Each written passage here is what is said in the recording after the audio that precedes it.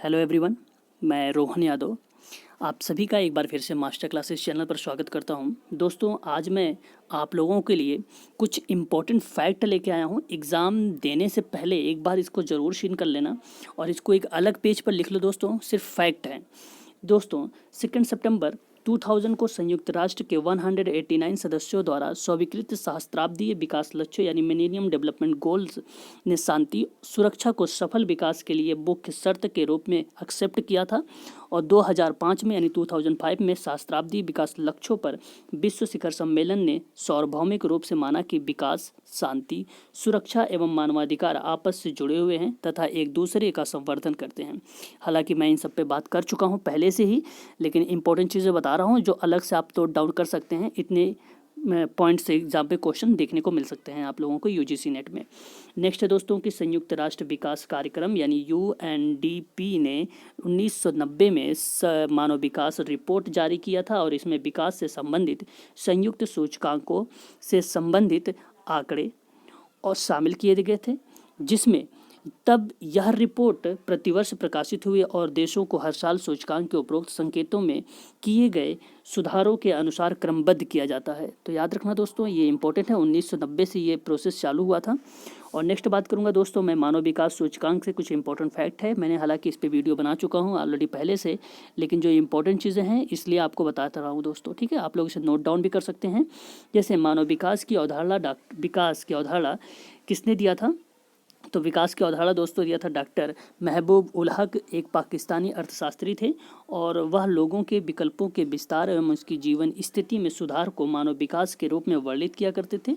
Nobel पुरस्कार विजेता रहे दोस्तों, इनका हेल्प भी कर रहे थे अमर्त्य सेन जी जो प्रोफेसर थे, और इन्होंने ही दोस्तों अमर्त्य सेन ने भी इस अवधारणा को विकास में योगदान दिया था और ये मानते हैं कि विकास से व्यक्ति की स्वतंत्रता वो बढ़ती है।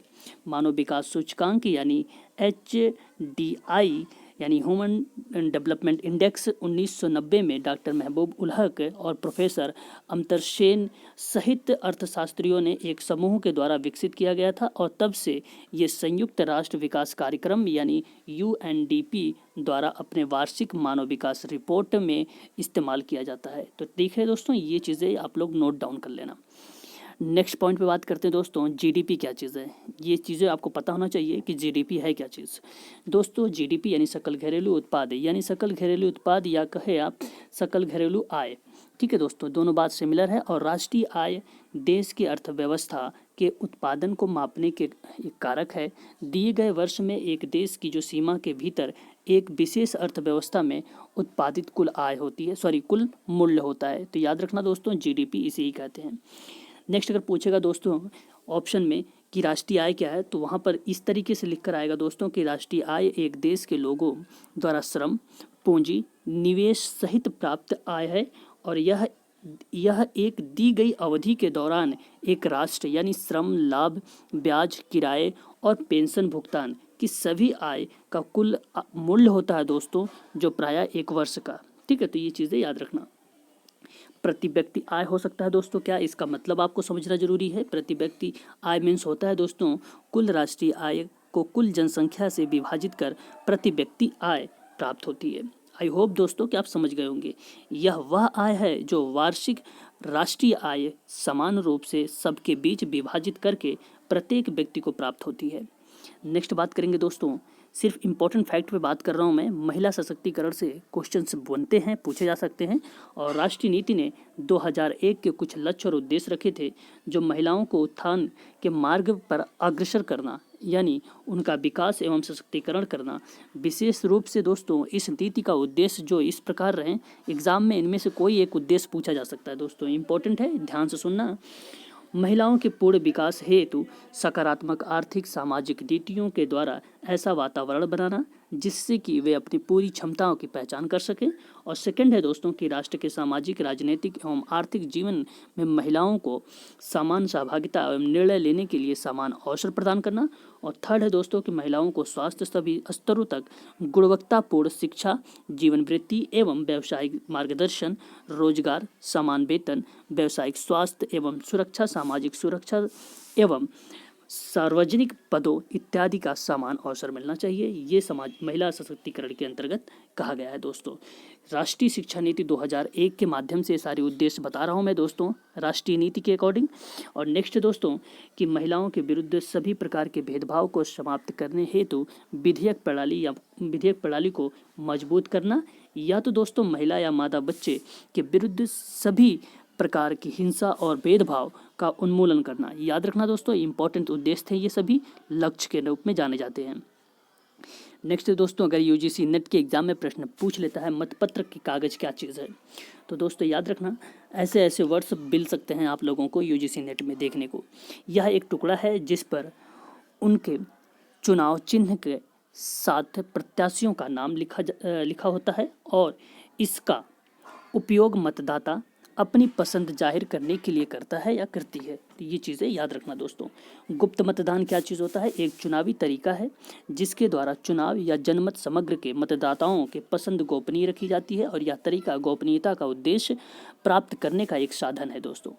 इलेक्ट्रॉनिक वोटिंग मशीन क्या चीज़ है? इंपॉर्टेंट है, ये आजकल चल रहा है तो दोस्तों क्वेश्चंस बन सकते हैं। एक सरल इलेक्ट्रॉनिक युक्ति है जिसका प्रयोग मत पत्र और मत पेटियों के स्थान पर किया जाता है और जिसका प्रयोग पहले पारस्परिक चुनाव प्रणाली में किया जाता था। पहली बार दोस्तों इसका प्रयोग सन 1982 में केरल में पारूर विधानसभा क्षेत्र के उपचुनाव में सीमित मतदान केंद्र जो 50 में हुआ था, और भारत में 2004 में आम चुनाव के दौरान कुल 10.75 लाख इलेक्ट्रॉनिक मशीन द्वारा चुनाव कराया गया था। तो याद रखना दोस्तों। नेक्स्ट है दोस्तों, अगर पूछ ले प्रतिरूपण क्या चीज़ है, तो प्रतिरूपण दोस्तों बोगस मतदान कहते हैं। याद रखना, इंपॉर्टेंट है ये। और जब कोई व्यक्ति चुनाव के दौरान गलत पहचान द्वारा वास्तविक व्यक्ति की जगह पर मतदान करता है तो इस गैरकानूनी कार्य को प्रतिरूपण कहते हैं। आई होप दोस्तों कि समझ गए होंगे आप लोग। मतदाता पहचान पत्र द्वारा अनिवार्य पहचान की मदद से प्रतिरूपण यानी बोगस को कम किया जा सकता है। ये चीज़ें याद रखना दोस्तों। अमिट स्याही क्या चीज़ है? अमिट स्याही दोस्तों, इस स्याही को आसानी से मिटाया नहीं जा सकता। ठीक है, आप लोगों ने अगर वोट दिया होगा तो आपके नाखून पर एक स्याही लगाया जाता है, तो उस स्याही का नाम है दोस्तों अमिट स्याही। ठीक है, और इसे मतदान के दाहिने हाथ के तर्जनी पर लगाया जाता है। इंपॉर्टेंट चीज़ें हैं, फैक्ट मिल रही है दोस्तों, तो आप लोग नोट डाउन करते चलिए। और ये जो अमिट स्याही है वो दाहिने हाथ के तर्जनी पर लगाया जाता है ताकि वह दोबारा मतदान ना कर सके। यह प्रतिरूपण रोकने के लिए किया जाता है। ठीक है ना दोस्तों। नेक्स्ट बात करते हैं इंपॉर्टेंट फैक्ट पे। दोस्तों यहाँ पर एक चीज़ मिलती है, शिक्षा का अधिकार। 2002 में 86वें संविधान संशोधन द्वारा मूलाधिकारियों या अधिकारों के अध्याय में एक नया अनुच्छेद आया था जिसमें मैंने चर्चा किया था, 21 का ए के रूप में जोड़ा गया था। लंबे समय से उसकी मांग की जा रही है ताकि 6 से 14 वर्ष तक के बच्चों को और उनके माता पिता मूलाधिकार के रूप में अनिवार्य एवं मुक्त शिक्षा का दावा कर सके। देश के निरक्षरता से मुक्त करने की जो दिशा है उसे उठाया गया है और यह एक बड़ा कदम है, परंतु इसे जोड़ा जाना अर्थहीन मान रहा है क्योंकि 2009 तक इसे लागू नहीं किया जा सकता। यानी दोस्तों 2009 में शिक्षा का अधिकार अधिनियम संसद द्वारा पारित किया गया था और इस अधिनियम का उद्देश्य था दोस्तों 6 से लेकर 14 वर्ष के उन सभी बच्चों को भारत की स्कूल से बाहर है।